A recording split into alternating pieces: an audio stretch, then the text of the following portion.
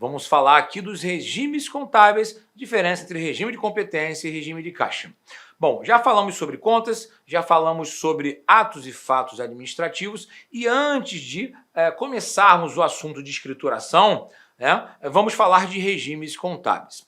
Nós visualizamos em blocos passados que a contabilidade possui entre os seus princípios o princípio da competência. Ou seja, o princípio da competência é que o registro contábil deve ser feito no momento do fato gerador, ou seja, independentemente se houve recebimento ou pagamento.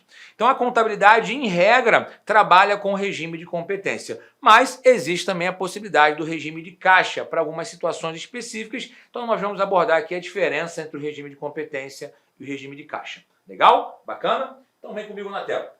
Bom, regimes contábeis são os critérios adotados para registro das operações da entidade e são classificados em regime de competência e regime de caixa.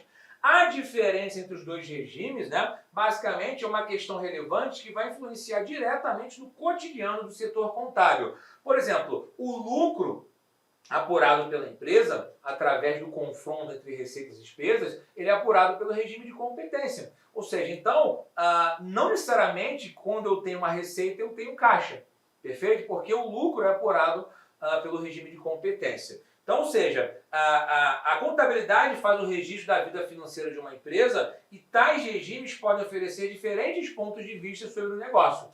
Então, ou seja, se ela faz o registro por regime de caixa, eu só posso registrar de fato quando ocorre ou a entrada ou a saída de caixa.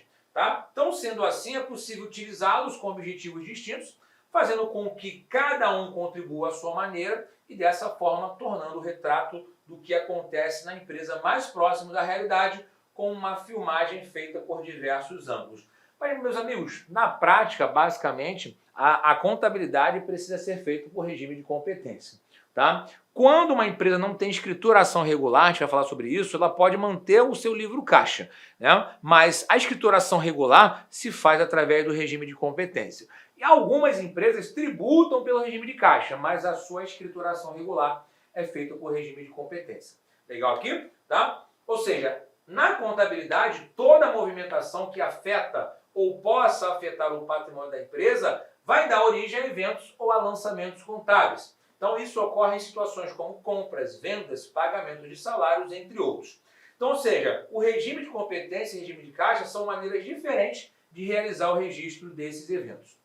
Legal? Bom, regime de competência. Como nós já estamos falando há um bom tempo aqui, as receitas e despesas são contabilizadas assim que ocorrerem, ou seja, considerando a data do fato gerador, independente se houver pagamento ou recebimento. Vendi a prazo, receita, reconheci a despesa, não paguei ainda, mas vai ser despesa. Então essa é a lógica. Então é um método para realizar o registro do lançamento contábil na data em que o fato acontece, em que o evento acontece. Ou seja, na data do documento da receita ou despesa realizada. Não importando quando vai ser pago ou quando será recebido, mas sim quando for realizada a transação. Então, ou seja, não importa o dia que eu vou receber, não importa o dia que eu vou pagar, importa o dia do fato gerador. Legal aqui para vocês? Beleza? Então, ou seja, se a empresa que comprou algo com seus fornecedores e parcelou em 2 vezes, no regime de competência, o valor integral será contabilizado assim que a nota fiscal for emitida pelo fornecedor, independentemente da quantidade de parcelas, tá? Então, eu vou ter um lançamento contábil sugerido aqui. Qual é a lógica aqui? Se eu comprei mercadorias, mercadorias é um ativo. Ativo natureza devedora. Eu estou aumentando ou diminuindo o meu ativo? Estou aumentando. Então, débito em estoque de mercadorias. Tá? Agora, essa compra foi feita à vista ou foi a prazo? Foi a prazo, gerei um passivo. Passivo é crédito. Crédito sempre vai aumentar por crédito, ou seja, o passivo sempre vai aumentar por crédito. Então, crédito na conta fornecedores. Então, esse é o lançamento sugerido do regime de competência. Ou seja, eu não paguei, mas o fato gerador ocorreu, então eu vou fazer o lançamento. Legal aqui? Show de bola? Da mesma forma, se eu vender mercadoria, uma mercadoria qualquer, o valor deverá ser integralmente contabilizado no ato da venda, mesmo que eu não receba no ato por aquela venda, mesmo que o cliente tenha negociado uma entrada e o restante do pagamento para 30 ou 60 dias. Então, ou seja, mesmo que eu não reconheça o caixa, não que eu não tenha entrada de caixa, eu tenho o fato gerador. Esse fato gerador vai propiciar o quê? Um reconhecimento de uma receita. E a receita, meus amigos, ela é o quê? Uma conta credora que aumenta por crédito, é a origem de recursos, tá? Como eu tenho uma contrapartida de contas a receber, eu conto a receber um direito. Um direito é um ativo. O ativo é devedor. Então, o ativo aumenta por débito. Então, ou seja, eu tive um aumento na conta de ativo, a débito, e um aumento na conta de receita, a crédito aqui. Legal? Bacana? Bom, então cabe ressaltar que a contabilidade, de maneira geral, né, segue os pronunciamentos contábeis, CPCs, né, e o CPC 00, estrutura conceitual, estabelece o regime de competência como recomendado para as demonstrações contábeis das entidades, exceto o fluxo de caixa, obviamente. Além disso, a própria Lei 6.404, que nós falamos sobre ela, em seu artigo 177, prevê o regime de competência como regra para a escrituração das sociedades anônimas. Então, ou seja, a contabilidade, de uma maneira geral, né, uma escrituração regular, ela é feita através do regime de competência.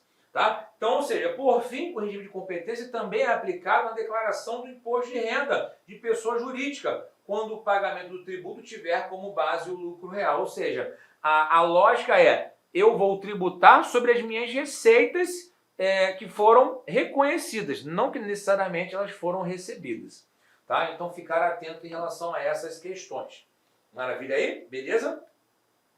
Bom, o regime de competência é utilizado na construção de relatórios demonstrativos, né, da empresa que tem como finalidade a compreensão do negócio e da sua capacidade de gerar riqueza. Então, quais são as vantagens da utilização do regime de competência? Demonstrar rentabilidade do negócio, né, se as receitas realizadas no longo prazo cobrirão as despesas, se haverá lucro, excluir da análise variações de curto prazo, né, auxiliar mudança de direção do empreendimento se os resultados forem satisfatórios, fornece informações para planejar investimentos, cumpre as exigências legais, né, porque na verdade é um modelo que é aceito na nossa legislação societária, acompanha o crescimento do negócio, já que tal regime passa a ser obrigatório quando a empresa atinge certo tamanho.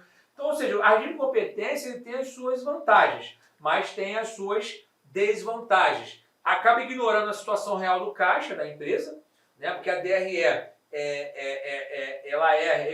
ela é o confronto entre receitas e despesas, mesmo que não sejam recebidas e pagas.